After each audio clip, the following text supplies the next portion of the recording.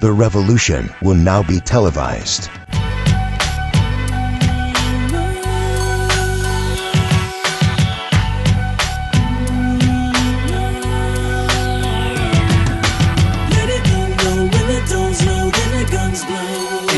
Sweet, I gotta eat. My hustle too cold, never gon' fall. Let it be known. Ain't nothing sweet about the heat. Let it be known when the dough's low, then the guns blow. Ain't nothing sweet, I gotta eat. When my hustle too cold, never gon' fall. Let it be known. I ain't spitting white lies, pumping niggas full of smoke. I'm on that block, I'm getting green, I'm pumping white pies of coke. Making broke niggas rich, teaching novices how to pitch. I made that switch, make yours. Matter of fact, fall back and forth. I grind with a cause, daddy, money's my motivation. I'm a rapper by choice, a hustler by occupation. And my street profession, niggas call me Connect. And hustlers worldwide, show that man respect. Hustlers worldwide, for that reason I collect. See, that feeling's mutual, I never deal with that usual suspect. A snitch nigga's always on deck to put so business on the fence, take cassette. Nevertheless, I put. And now, ladies and gentlemen, the Delgados. We are live on the set of another episode, the Delgados podcast. As usual, I'm here with my partner in crime, my eldest brother, Eric Giancarlo. Peace and blessings. And we have a very, very special guest, man. Someone near and dear to my heart from a music perspective. One of my favorite artists as a solo artist, and in the group, we have Slim from 112. Let's get it popping, baby. Let's get it popping. That's what we do. Let's get into it right away, man. Listen, Slim, without any hesitation, you know, I noticed that you and Mike are rocking without the other two original members. I want to get into that right away. No problem. Explain to me how that came about, and is there bad blood, or do you guys still speak with each other, but you're just not touring together? Well, it's one of those things where about 8 years ago, you know, we were on a tour, and, you know, they had some concerns, and we sat down and we heard their concerns. And then basically you could kind of tell that, you know what I mean, it's one thing is for concerns, it's a whole nother thing when you could just tell that this ain't going the right way. You know what I'm saying? So Mike and I decided to say, hey, look, they're going in a different direction, and you know what I'm saying, but we're going to continue to keep the brand alive. We're going to keep this thing popping because, you know, at the end of the day, you know, when we first started, you know what I'm saying, before we had deals and everything, our main thing was to be a household name, to sell as many records as possible, to be known as the best in our era, and two things: the induction in the Hall of Fame, R&B Hall of Fame, and the star on the Walk of Fame. And so we're almost there, but not there yet. You know what I'm saying? And all for in my world, almost doesn't count. So as far as the business is concerned, right? Who owns the trademark to 112? You guys own the trademark? I do. Okay, you do. Okay, gotcha. Slim, you're pretty clear. Listen, brother, I own this. Yes. Well, I mean, for me, you know, like if you do your homework on me, I was a bit of a nerd. So I wasn't the cat that wanted to be the popular person in the class, or, you know what I'm saying, whatever. You know, I was always behind the joint, you know what I'm saying? But I learned a lot. You know what I'm saying? Like one thing about nerds, you know what I'm saying, it's like we're gonna know everything, all the ins and outs of everything. So the one thing I did do was like when I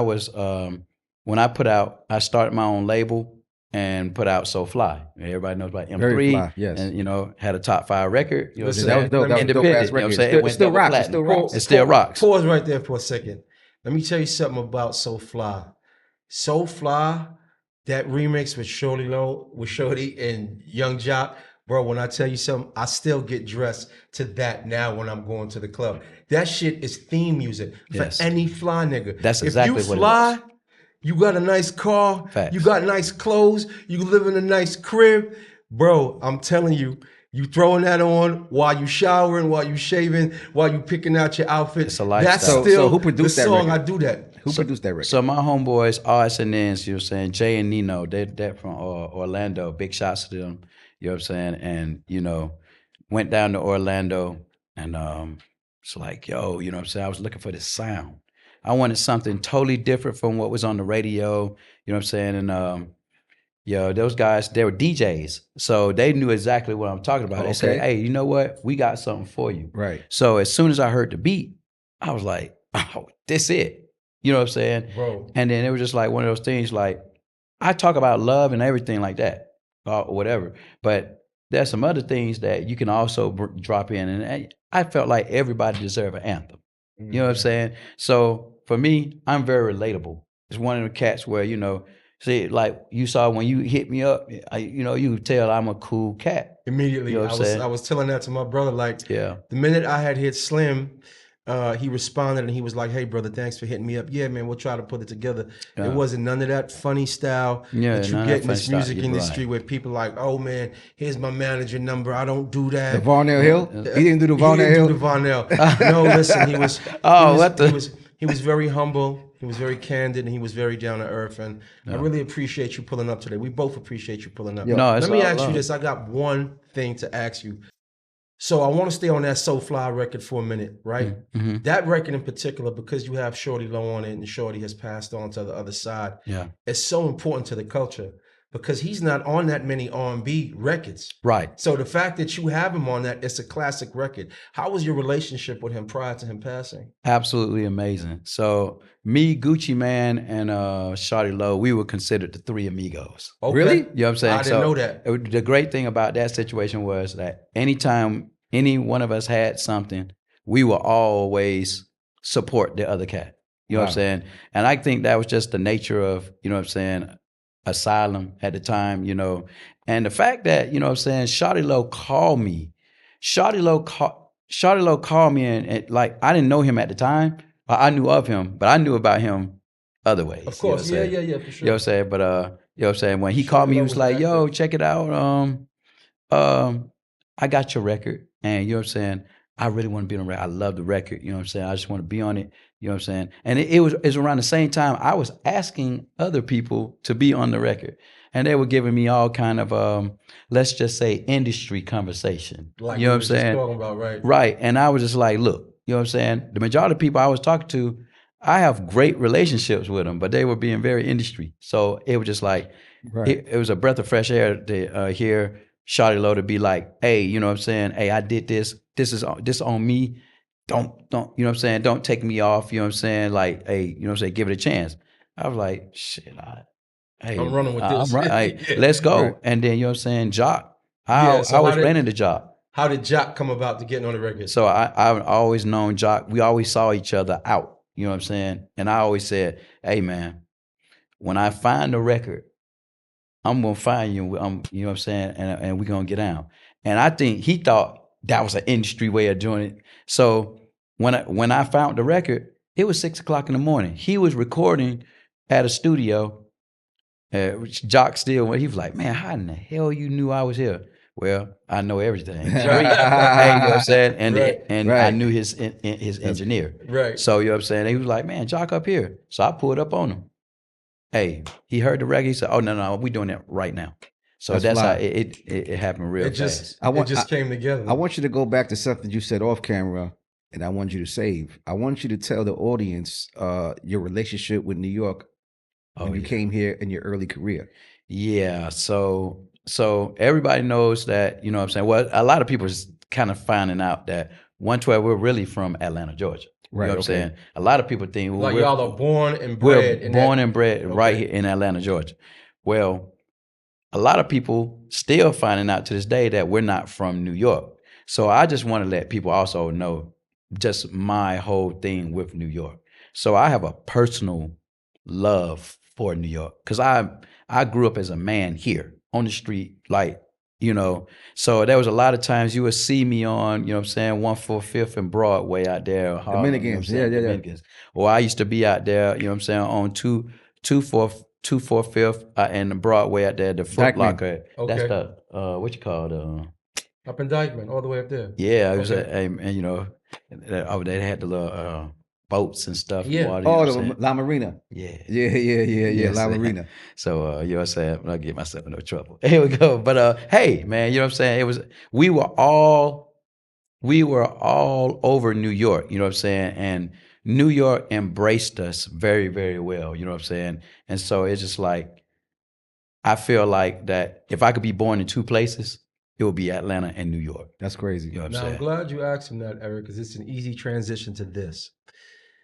How did you guys wind up working with Diddy? How did that relationship come about? Because, you know, Diddy's a very important part of Yeah. the history of Yep. 112. He believed in you guys. Yes, he did. And I remember when he had signed you guys, how eager he was to promote y'all. Yeah. He didn't hold back no stops. He really knew, even before everybody else knew, 112 was going. Yeah. He knew y'all was going. So how did you get to Diddy? And then how did he take interest in the group? Well, you know what? It was crazy because, you know, out in Atlanta, you know, around that time, you know, the culture was like talent shows and stuff like that. You know what I'm saying? We get out there and I'm telling you, we perform for anybody on the drop of a hat. Like, hey, if you got an ear, you want to listen, and you got something that you could bring to the table with us to get to the next level, we were there with it. So we were originally trying to sign with Dallas Austin. Dallas Austin, you I had had heard that. That's why I wanted to ask you. you know what I'm this. saying? So yeah, so we were coming up there, we were going to the studios, and that's how we met Tim and Bob. That's how we met Mario Winans. They were all underneath Dallas Austin, right. at that time. You know what I'm saying? So a lot of the records that we have on the first album, we were like learning them bad boys.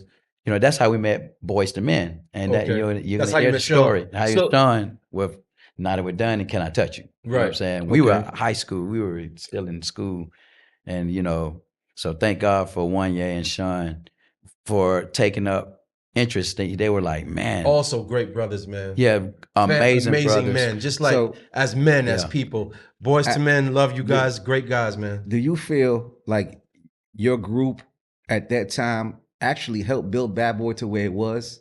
Like you guys were a big part of what they were Yeah, doing. we're one of the pillars. Yes, Yeah, absolutely. We're one of the pillars. You know, like even because before we came out and we put out our project, we were also signed as writers and producers. So we were writing songs. You know, so we start. You know, we wrote songs like with Total and Faith and the Isley Brothers and New Edition and Gina Thompson. And, you know what I'm saying? Like we wrote a lot of records like before we even came out. You know what I'm Wow, saying? So okay. it was like so. You guys were helping him mold and We were craft helping behind him, the scenes. and we understood him too. It was just like, you know, musically, you know, Puff is a visionary. Big time. So, you know, for him, like when he talks, he paint pictures. So for us, we were like sponges. So you're hearing what he's saying is just like, okay, we're gonna make his words turn into musical reality. You know what I'm saying? Take beats from the 80s, write over these bad boys, relatable words without begging, and you know what I'm saying? It's a cool way because at the end of the day, Culture-driven lyrics and culture-driven production. yeah, You guys were staying in hip-hop culture, staying in urban culture, making it relevant, Exactly. but also making it R&B, making it warm. Embracing it. Yes, bringing that modern vibe to those old school Exactly. hip-hop type of beats. And, Exactly. you know, so let me ask you this, right? Since we already here. Diddy, in general, you see what played out in the public. As we know, he's serving a prison sentence. Technically, the RICO case was thrown out. It wasn't really about a RICO case. To me, it was about destroying the legacy of Diddy. Now, mind you, you saw the video with Cassie and everything that transpired. In your experience, in your knowledge, your time with Diddy, what can you assess about this man? What is your thought about this brother to this day? Well, first off, I would say thoughts and prayers to everybody that was involved. You know what I'm saying? Because, you know, like for me, the way I was raised, you know what I'm saying? It's like you pray for everyone, you know what I'm saying? Everybody that's involved. So that's where I start. I'm going to start there. Without bias, everybody. Without bias, everybody. Right. Thoughts and prayers for everyone because that whole situation was just crazy. You know what I'm saying? So that being said, you know, I would say this for Puff. You know what I'm saying? Like we all know Puff's legacy. That's something right there. That was written in the star. God definitely gave him the platform to be where he is, and without him, God putting him in that situation and giving him the visionary, that talent of being a visionary, man, I wouldn't be here. Biggie, you. And you know what I'm saying? This man literally made a way to change my life and to, you know what I'm saying, support my family and take us out the hood, and you know what I'm saying? And you know, so from that, you know what I'm saying, hey man, you know, and let me say this. Puff has nothing to me, nothing to prove. You know what I'm saying? He has nothing more to prove. nobody. To nobody. But what I would say this, spiritually, this is the best time for him to get closer, walk closer to God. It's a teachable moment, man. It's a 'Cause- time of redemption. You know, because you know what's crazy about the situation for me is like he has more of a chance of affecting people. There are people that would not get out of jail. You know what I'm saying? Ever. Puff will. What is he going to do with Story's that not time? over. That his book is still being His written. book is still being That's written. crazy. And God is the author. So that's, and you know what I'm saying? So that being said, now what happens there is where I hope that Puff, you know what I'm saying, gets that time to where, because everybody knows the Puff that didn't sleep, that was always working, doing all kinds of, you know what I'm saying, just everywhere. I mean, grinding. moving. If you But know him, that's just how he is. that's just how he is. Right. But for him to be able to sit down, gather everything, process everything that happened, and to sit down, it's just like, man, you can see where he went wrong, all the things where he's done, and you know, you can put it in, and now you can really affect people in the right way. And he can do it based off of real, well, we watched it. Listen, the further we fall, the greater the testimony. There you go. The further we fall, the greater the testimony. From a spiritual perspective, from a godly perspective, right? People want to throw stones at Puff. Oh, he's this and he's that and he did this and he did that, and they want to demonize him. None of us are without sin, Slim. None of us are without sin. Yep. Some of our sin is put out in public display, and some of our sins are behind closed doors. Either way, right? The further you fall from grace, the greater the story of redemption, the greater the testimony, the greater the comeback. And you know, and I definitely agree with that. And the way he embraces it will definitely determine which projection it goes. So like for me, you know, accountability. So I don't think that Puff has a problem with saying exactly what it is, because I know like musically he's felt before. He has, you know what I'm saying? He's done it, you know what I'm saying? So you know, the humility that, you know what I'm saying, just imagine somebody as big as Puff with humility come out and say, hey. Right. You know what I'm saying? May I ask you this? What's your relationship with Puff? Like, when's the last time you guys communicated or hung out or whatever? Oh man, well, it was kind of hard to doing that with him anyways. Okay, it was just like, you know, he's everywhere. You know, last time I talked to him, it was like he was putting together his project, and you know, and it was a little bit after that, you know. At the time, I mean, he was getting a lot of awards. You know, what I'm saying, he had the Icon Awards and stuff like that, and you know, we were like trying to see how we were going to be able to collaborate, do some stuff or whatever, and unfortunately, because of the things that we had going on, and you know what I'm saying, with 112, that it was gonna, I just felt like that type of energy will, and you know, with him, he was always on a high vibration. He was always about that. So I knew that with what we had going on, just didn't need that type of energy over, you know what I'm saying? Okay. Over there. So, Gotcha. you know what I'm saying? So, yeah, I just kept it 1,000 with him, and you know what I'm saying? You know what I'm saying? All right. Kept it a buck. Yeah, you know what I'm saying? Kept Yeah, it a man. buck. But y'all are not on bad terms. Y'all are on good terms. Yeah, I mean, for what I know, I'm never on bad terms. If anybody, if you're on bad terms with Slim, something's really wrong. Something's wrong. Yeah, Right. That's why. Slim, so let's tell the people what you got going on now with your tour. Yeah. So, oh my goodness. So, first off, I just want to thank everybody out there, you know what I'm saying, who has supported us. We're embarking on our 30-year anniversary. I can't believe I'm even saying that, because, man, I blinked. We were just outside here and we shot Only You, our first single. You know what I'm saying? Wow, that's crazy. And, you know, 30 years, you know what I'm saying, going on to our 30th anniversary, we just said, you know, how will we do it?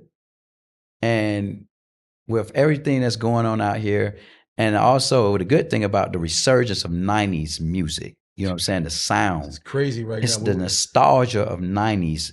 We didn't want it any other kind of a way.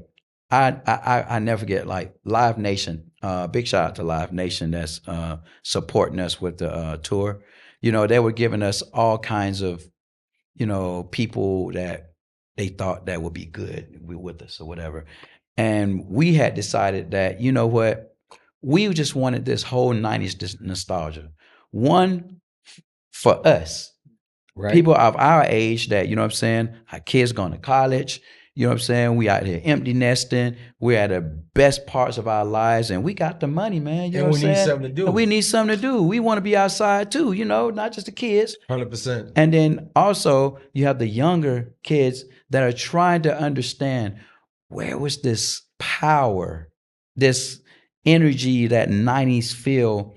And so what we did, we made the show to where the family can bring their kid, you know what I'm saying? Like the mom and the dad can bring their kids.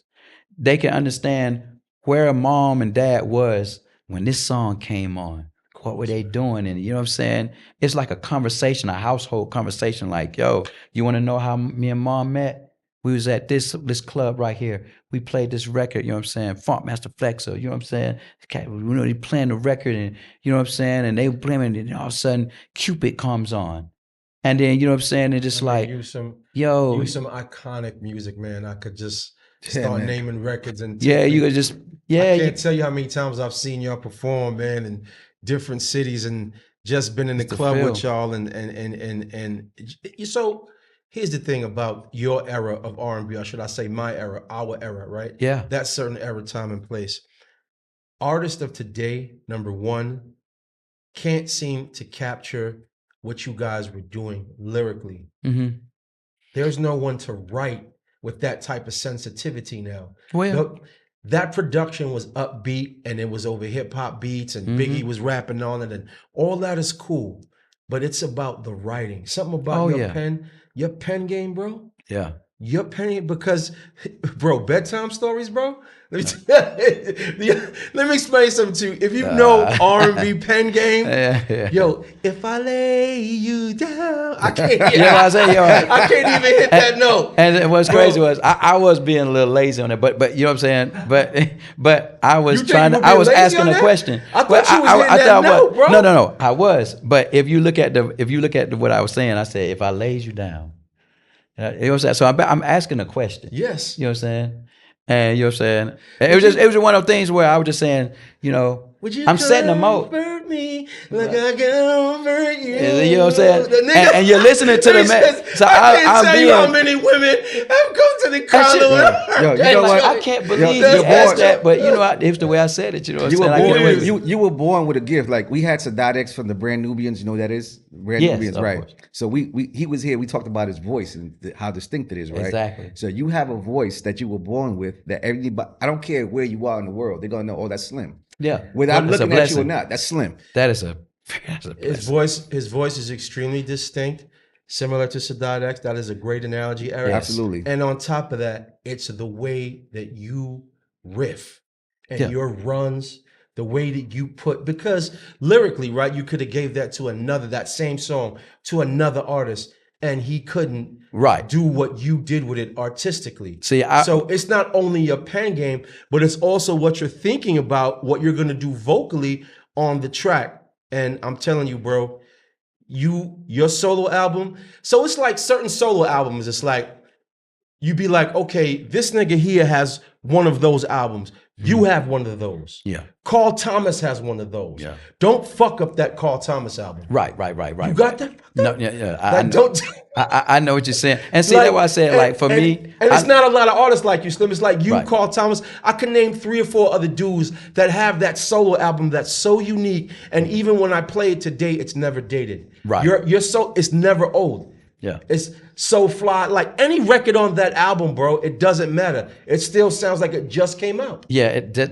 So I'm gonna tell you, like, I wear everything. Like I wear all my emotions right here. You know what I'm saying? So it's just like what you hear is exactly how I'm feeling. I'm actually living that. So my life is really R&B, straight up. It's like hip hop and R&B. And you know what I'm saying? So like if I need you to feel it exactly how How you thought I it. want it. Yeah, I thought it. So my voice is very untraditional, but it's a way where you can feel exactly what I'm trying to do. So I know, like, if I'm gonna sing it hard, I'm trying to get your attention. If I sing it a certain way, I'm gonna get your attention another way. You know what I'm saying? Yes. Like, you know what I'm saying? And I believe in tones. So that's where, you know, but that's what it is. I want to like put you real on the life. spot right now, Mhm. right? I want to know something from your era only, though. From your era, Mhm. give me the top 5 R&B groups from your era. Top 5 R&B groups from your era. From my era. Yeah. So, okay, so now I'm thinking about anybody that came and from 96 up. Oh, that's Okay, right. that's fine. All right, so you know what I'm saying? So you got 112, Drew Hill. Okay, I got Jagged Edge. I got Next. Next goes in here Oh, well, I mean, well, yeah. as your top 5. Well, you say His top 5. of our era, because that Right. means I can't go lower, because I can call other groups, but I feel like that, you know. So I have this total respect for. I love Next. I love RL. Like I love them dudes. I don't know that they top 5. But that's his top 5. No, I'm just asking. So I'm saying, like, you saying of our era. Of our Yeah, era, yeah, yeah. Because it starts standing out, because you got to think like this, right? So all of the top groups we looked up to. So we talking about Jodeci. New Edition. So I know New Edition started in the 80s. I get that, you know what I'm saying? But I'm Ralph Trash fan.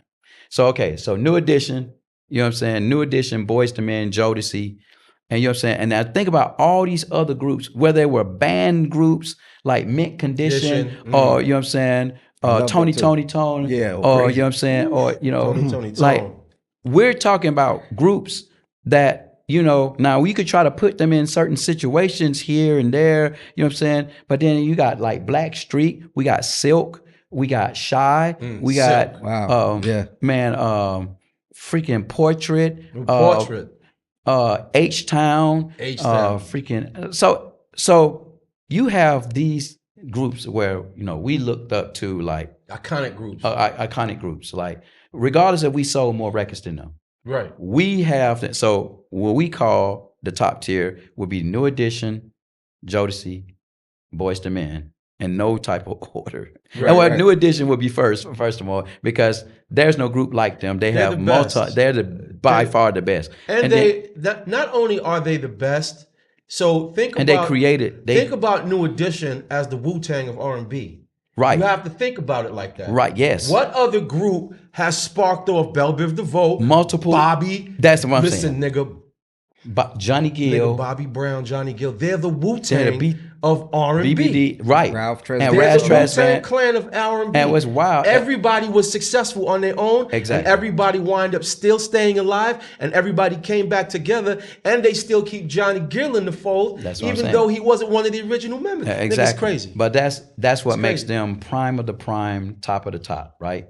And then you have the Boyz II Men and Jodeci's, right? You know what I'm saying? Where I know we sung their songs in talent shows, and they were the say all, end all, be alls. Like Mount you Rushmore sound like type they the shit. Mount Rushmores of, you know what I'm saying?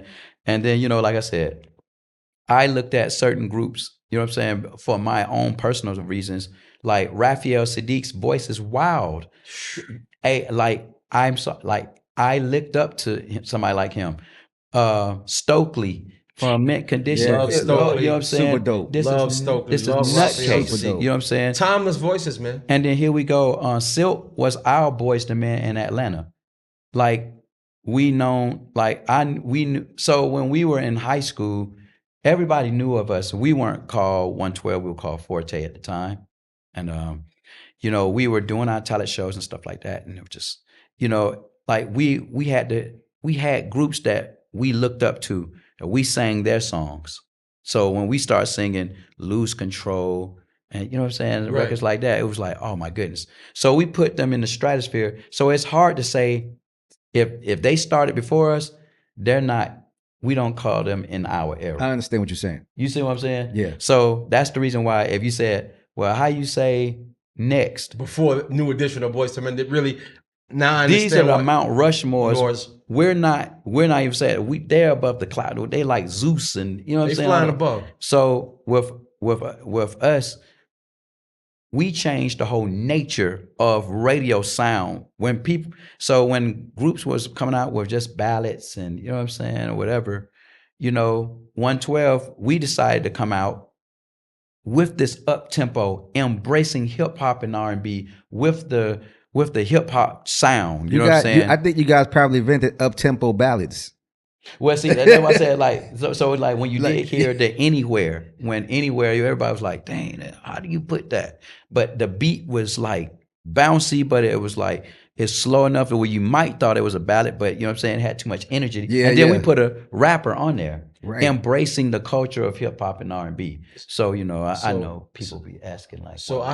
I had cut you off from Eric's question. I kind of want you to finish it. You were up to number 4. You were up to next. So who was after next? Who was your number 5?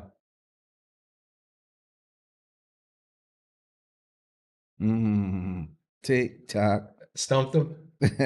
No, because He ain't trying to disrespect nobody. groups start getting thin, and you know what I'm saying? Because it's Rough like, Ends?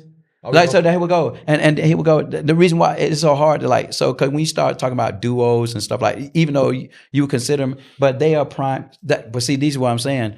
I can call cats and dudes. These are homeboys. You said like Rough Ends, right? Fools your can people? just sing. Yeah, that's what I'm saying. Like, so when you ask a man that comes from a 4-man group, I start looking at 4-man Oh, them group. 3-4 men groups. You know what I'm saying? I got you. And the only reason why I call put next. females in there. You could have put females. That's why I said. So then, if you put females in there, then Destiny's Child definitely have to be in there. You know what I'm saying? Okay. Hey, like I would have never said that either. well, boy, good I'm lord, keeping it 100. I would have never said Destiny's Child. yeah. But they were huge. They know they Because were big. and I'm not gonna Yeah, of call. course. I wasn't gonna call Escape because Escape came out before us. Prior, right. You know what I'm saying? And big shout out, you know what I'm saying? Me and Tiny, we all grew up together in the same neighborhood. Okay. You know what I'm Really? saying? Okay, that's we dope. from the South Side. So That's the you know what I'm homegirl. saying? That's the Well, that's the homegirl. homie. You know what I'm saying?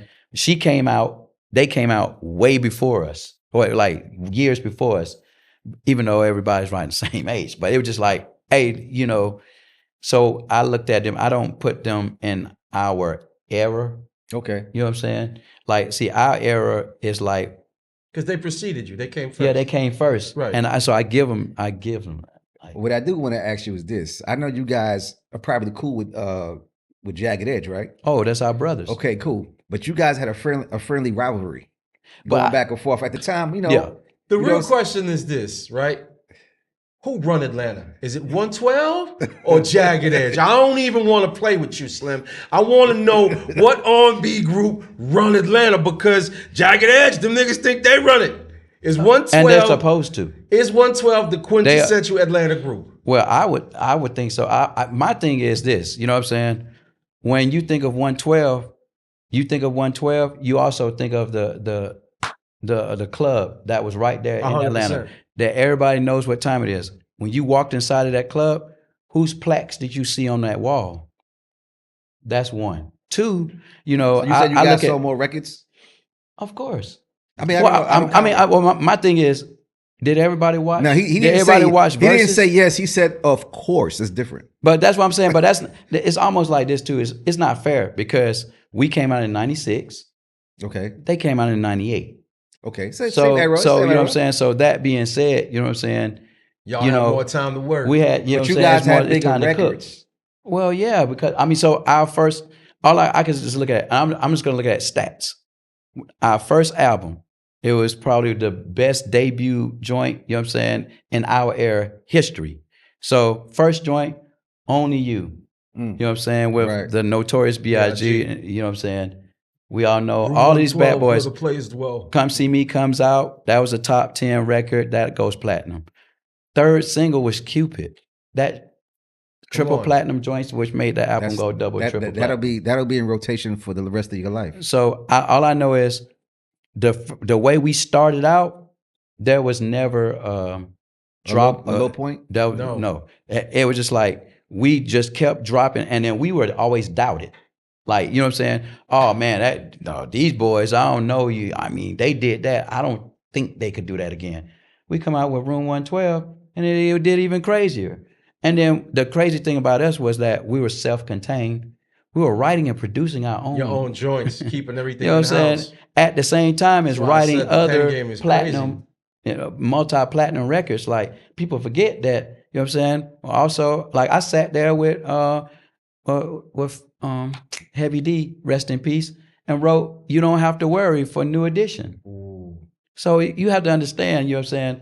Like, I understand people's opinions, right. and, you know what I'm saying, and their emotions into it. But I know what the plaques and you know what I'm saying? And I know that whether my, you know what I'm saying, Puff says pick this right record of doing something or not, or we just came and got together ourselves. I did my research prior to the show, like I always do. Eric knows how I am. I knew you guys had outsold them already.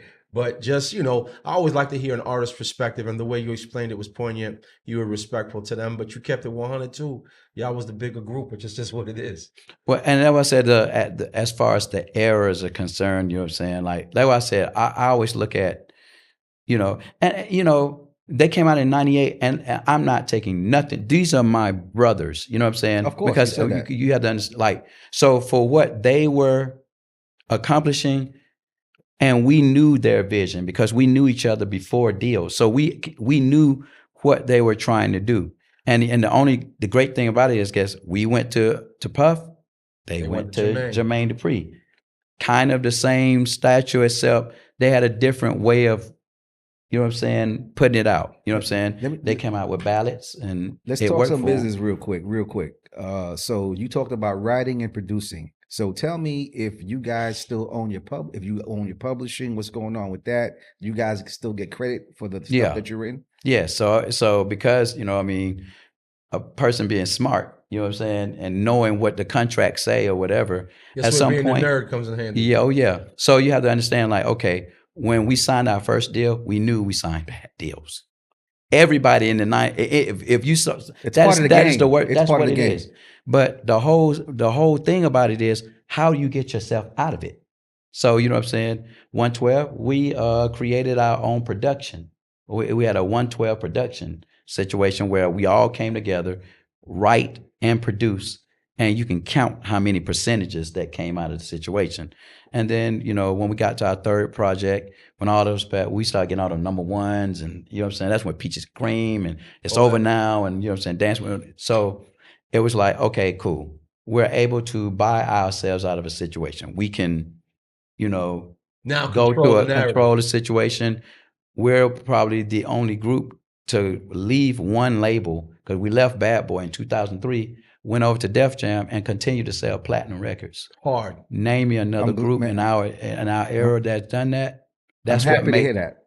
I'm happy to hear that because, you hear a lot of horror stories in the game. Yes. And you guys are successful. And we have ours, you know what I'm saying? Everybody has our ups and downs, you know what I'm saying? But when God has a different plan, and, and what my mom always said, she's evangelist. She would say, faith, you know what I'm saying? Faith without works is dead. So you can have all the faith in the world that things will go to the next level, or you want to do good, but without putting in the work, you know what I'm saying? Understanding what was the mistake and what you have to do that's differently to take it to the next level. So what we did then set us up for what happened later. And that's when it helped me with my knowledge of running my own label.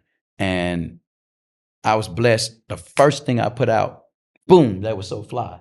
Crazy. You know what I'm saying? And then right after that, Good Loving with, you know what I'm saying, Ryan Leslie and Joint, you know what I'm saying? And I had my own era, and you know what I'm saying? And I have my own plaques. So I have my own legacy. Yeah. So I know how that feels. But to be independent was a whole nother world. I'm a big Ryan Leslie fan, actually. As far not just producer, but him as a singer. Exactly. You know what I mean? That stuff he did for Chris Brown when Chris Brown got in trouble, that album was crazy, but people didn't hear it. He's a genius. Yeah. That brother and he has an amazing heart too. Both of them got the same birthday. When I recorded Ryan Leslie is talented. Now, do you and him still work together, or? Well, I do reach out to him from time to time, so we all know that he's a genius. So when he's on music, he's on music. If he's on financial situations, he's on financial situations, and it's just like, but he's always so creative. It's like what's built them is what's built in them, and it's like. So I do feel like that, it's about time for us to get back together, you know what I'm saying, and do some more. That'd be dope. You know what I'm saying? And it just be so nostalgic, that feel. Ryan, we expect you to get back together with Slim and do some work. And Slim's gonna get you on our show. And we expect to have you here on the podcast, bro. Bro is a genius. Gucci, get me Gucci. I'm a big Gucci fan. Gucci man. Gucci man? Oh, man. You got to get me Gucci Boy, fan. I would love he's living his life right now. I know.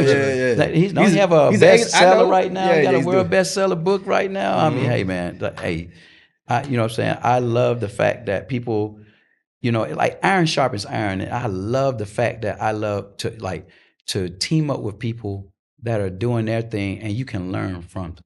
So one thing like when setting up the label, it was a blessing to be able to go to E40, to go to Slim Thug, to go to certain people that was doing things independently. And cats and my great relationship with Pimp C, rest in peace. Wow, UGK. Rest in peace. And people were like, what in the hell? But y'all to understand, like hip hop and R&B. So that's my life. Like, so I live my way in R&B, but I have the hip hop side of me. You know what I'm saying? It's like a street side. No, I know, because I mean, we came together through Kane. Kane put us together. And you feel me? Kane is a legend. That's my boy, the Hollis crew. Me and he was talking about Kane. Which, the rapper? Hurricane. Kane. Okay. DJ Hurricane, man. Okay. New York and that's part of bro. M3. So he's part of M3. He's a legend, man. You know what I'm saying? And like shout out to Kane. Kane, we looking forward. I'm with to him all the soon. time, almost every day. You know what I'm saying? God, yeah. Man. So yeah, you know what I'm saying? So me and Kane, like he really instilled a lot of knowledge in me, so I'm so obsessed with the history of things. So no, I ain't gonna front. This was kind of fun though, right? So he has his crew, and people, if you know, you know. You know what I'm saying? You know about Hollis crew, you know. So I was with him and went to Queens. Okay. And so I'm standing there, so we was getting this pizza spot as a favorite spot, and we was in Queens, right? So he goes up there, he don't really stand in line. He was like, "Yes, give me the pizza." So while I'm standing there, somebody walked up and said, "Hey, you know who you hanging with?" I was like, "Nah, I'm from ATL. I'm just hanging with some cats. That's, you know what I'm saying, for a hot." Yeah, of course I know who I'm right. Yeah, so you know what I'm saying? And it was just amazing to hear like the stories of the past and how, you know what I'm saying, like the story of Leo Cohen. To know that he, you know what I'm saying, he was once a manager of, you know what I'm saying, your boy's a triple OG. He's a triple, you know what I'm saying? And and like the ties and all, and the fact that everybody sticks together. So Kane was good friends with Baja, which is how me and Kane wind up hooking back up. And Baja passed away recently. He was one of Kane's best friends. I heard. Yeah. Yep. Got him. Mm-hmm. They had the label situation and everything, Hollis Park Records.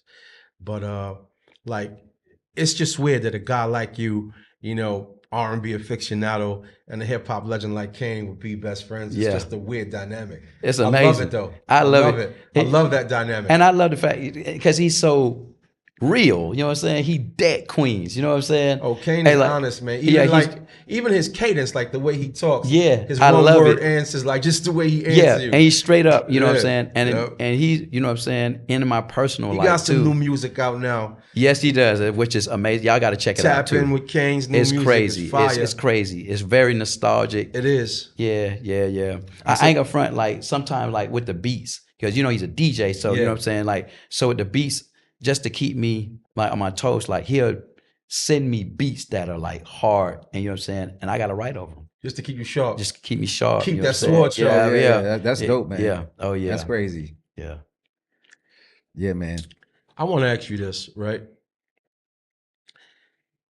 Being where we are now, where the music industry is in terms of artists can't really sell physical copies anymore. The way that these DSPs, is taken over and they completely manipulate the business, right? Mm-hmm. Because look, 1 million streams is only $4,500. If What is a guy? 4,000. What is Yeah. a guy like you gonna do with $4,500? It doesn't even matter if a I car play note. you a million times on Spotify. Your glasses cost a couple grand. Right. You know what I'm saying? So But it's like, I treat it just like, you know what? It's like a banana split. You know what I'm saying? Right. And I'm not gonna differentiate. Throw me a couple of cherries on there. You know what I'm saying? Right. And that's how I look at digital stuff.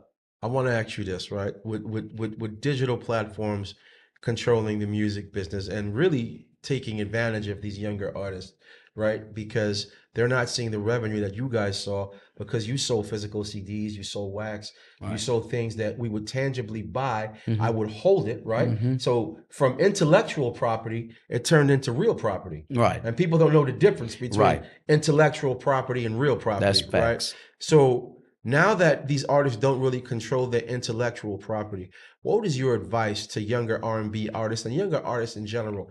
How can they create streams of revenue in the music business with this culture that we have now of streaming? Okay, two things. Go ahead. One, I would tell artists to concentrate on being touring artists. Touring artists, that's something that you cannot water down. Once you have that talent, you don't have to have a billion people, you know what I'm saying, or whatever. You can have your core fans. 1,000 people at each show is good. That's amazing. You are gravy. So you know what I'm saying? You can calculate that. You know what I'm saying? If $50 a ticket Times 1,000 people. That's 1,000 racks. people. Okay.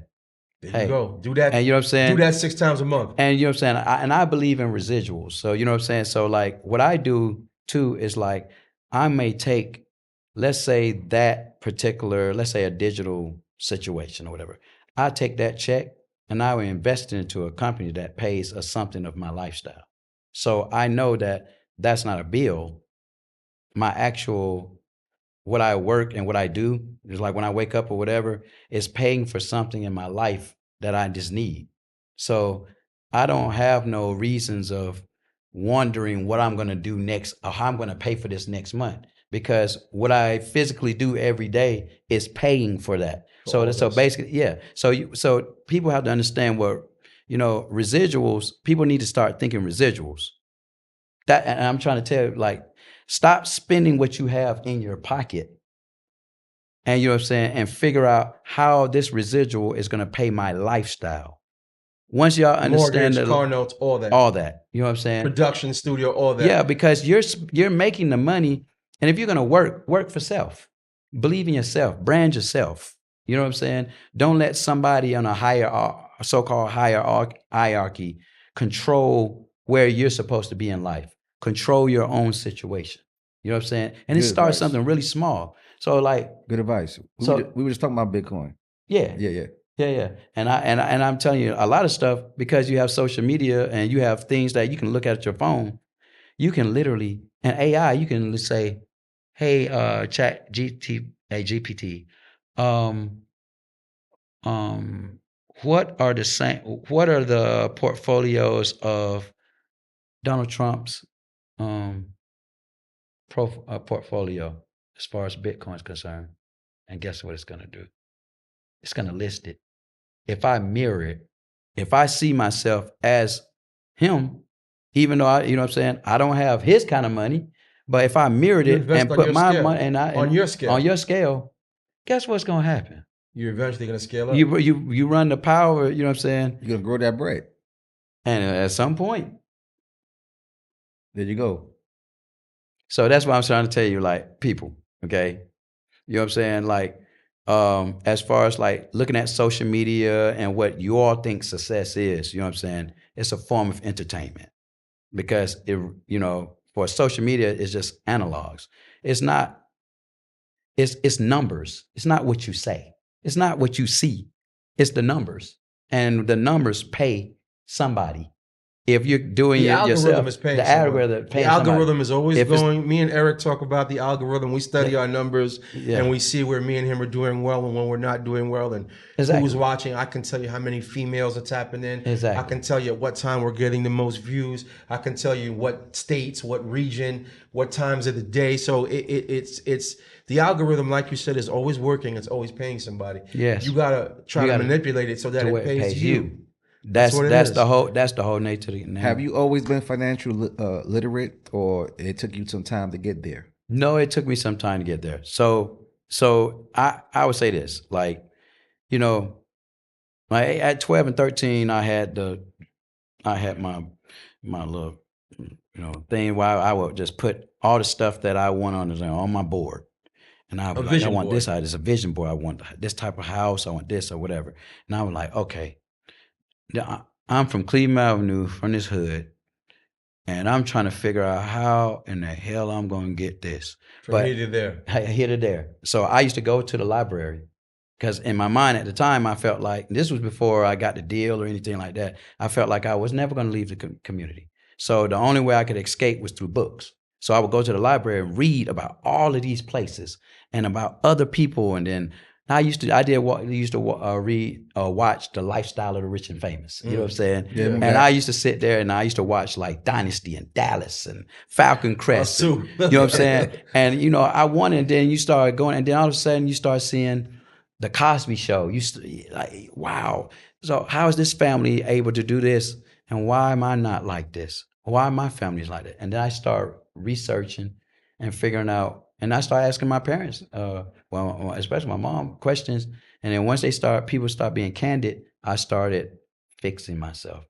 So you're going to go through your ups and downs. It's like anything, no risk, no reward. Investments, you're going to take some falls, but that's okay.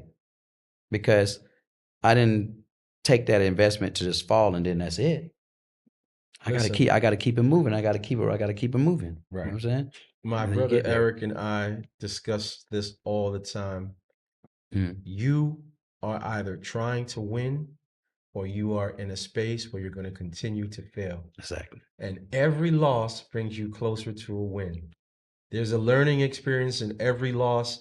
Look at everything that you've done that has not been successful as something that you can analyze, and you can take what was successful from that particular situation and apply those things that worked there to the next situation that you're trying to work on. Yes. He's always saying you got to continuously keep what, Eric? Reinventing yourself. Because if we don't, what? Because if we don't reinvent ourselves, then we're stagnant. You're stagnant. And if you run from the work, you better hide from the money. I'm telling you. If you run from this work, because what you doing is work, bro. You hit 21 cities. Yes. Come on, man. You about to perform tomorrow on Tamron Hall. Then you shooting in Texas. You doing Houston. Then you back on a jet. You back to Atlanta. Then it's get some new clothes. Back on the road. You back out to perform again. If you run from that work, hide from the money. Exactly. I can't tell you how many shows we've shot and put in the can in the past couple of days. You know why, Slim? Because I don't have time to play. You see how diligent I am about reaching out to you, and staying in communication. And I love that. With you, right? I love that. And you know what? It's just a true testament for anybody who's watching this. So if you're thinking, like, you're watching this podcast, you're saying, hey, the Delgado podcast, oh my goodness, how could I get here? Now you're hearing it straightforward, and you're hearing it for somebody like us. We're considered old heads now, but you know what I'm saying? But it's just like the knowledge you're getting from this right here is just like, okay, so I see these brothers' path. A lot of grew up with me. You know what I'm saying? Y'all grew up with me. I was a teenager when I first started. You know what I'm saying? Absolutely. And I'm here now. Decades and I'm in business. a better position I am now than I was at the highest part of my situation, only because I knew that there was going to be ups and downs, you know what I'm saying? But I embraced whatever happened. I would never change anything over again. And the one thing I would say, people study. Study. Okay. So I have a friend, he's a lawyer, right? And he always tell me, he said, look, you're not the first person that's been through any of this. There's always someone has done that before. But the only difference is some people read and they know, like, okay, this person was in your situation. What did they do to get out of it? And if they didn't do it, what can you do to change that situation? So even in the facts of, like, a great example, like, look at what's happening with the group. We start out with 4, it's 2. We're not the first ones that's done that. No. I can go all the way from the Temptations and start naming groups that are all the way down. all the way to my favorite, my favorite all-time duo rappers, Outkast. They're not even doing shows together. They're about to get the star. I mean, no, they're about to get inducted into the R&B and hip hop Hall of Fame. Why? Because no man bigger than the brand. The brand itself Is it? is it. That's it. And guess what? Hey, man, legacies. He told me earlier that Drew Hill got like 11 members. Well, no, they don't have no. But here they went another direction. So basically, it's saying, hey, look, and you know, whoever's in charge of that situation, like, congratulations, because the only thing to me is like failure is when you quit. Once you quit, those same people that are saying, oh, they got a whole bunch of people, or 112 don't have but 2 members, they're gonna be the same ones that say, man, I knew they were gonna quit. Like, look at them, man, like they quit. 100%. What happened to them? Put them on milk cartons. Well, guess what? You know, 112 and Drew Hill is entering our 30th year. Winning. 30 years of winning. On God stage, bless. sold Hits. out. God And bless. when you call us like a 112 or Drew Hill, you know, I always look at it, I said, man, look, you're always gonna have Issues. Oh, no, you're gonna have critics. Critics, okay. You're always gonna have them. But guess what? We control our own path. You know what I'm saying? I'd rather you talking about us while we still selling out arenas around the world. You're not talking You know about what I'm us at saying? all. And then, you know, hey, and it's all love. Then when we're trying to figure it out, and then people are talking about you and they're saying other things. So, you know, for us, no man bigger than the brand. You know what I'm saying? We have some things that we're trying to accomplish that we will. We know we're still a little young, 5 years off before we start being qualified for the induction of the Hip Hop Hall of Fame. But the star on the Walk of Fame is at our grasp now. Amen. I'm rooting for you, bro. Thank God. Do you have any closing thoughts? No, man, I'm good, man. Slim, do you have any closing thoughts? No, I just want to thank everybody for supporting us. Everybody out there since '96. You know what I'm saying? Letting y'all know that the Room 112 World Tour, we're starting off here at Stanford, Connecticut. We're going through Brooklyn. We're going through Houston, Dallas. Next year we're going to Las Vegas, Los Angeles. We're going to Toronto. We're touching all the spots where everybody. We've been listening to everybody. We pay attention to everything. You all told us 8 years ago, when the other two said they want to go in another direction or whatever, we asked the fans then, what should we do? Y'all told us, keep going. Now, it's about giving everybody their flowers. So I'm telling you, when you come to that Room 112 concert, get ready to party. Us, Total, Case, bring some comfortable shoes. Come real fly, because y'all know how I get down. But you know what I'm saying? Come prepared to party. You're going to party. The difference between us and other concerts, you know, everybody sits there, you know, it's a lot of, notice, look at the people that we picked.